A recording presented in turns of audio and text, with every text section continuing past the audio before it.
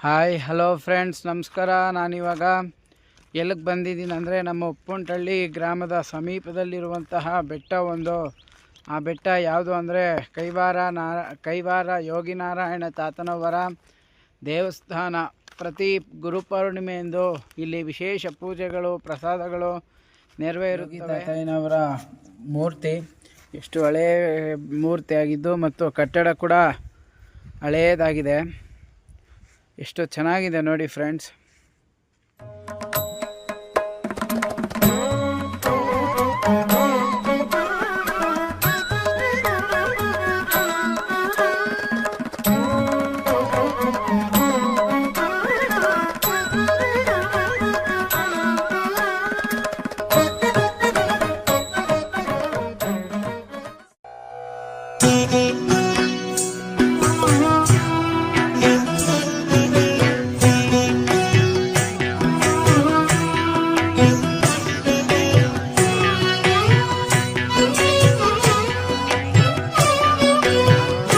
ಮಾಡಿರೋದು ನಿಮಗೆ ಇಷ್ಟವಾದರೆ ಲೈಕ್ ಮಾಡಿ, ಸಬ್ಸ್ಕ್ರೈಬ್ ಮಾಡಿ, ಶೇರ್ ಮಾಡಿ.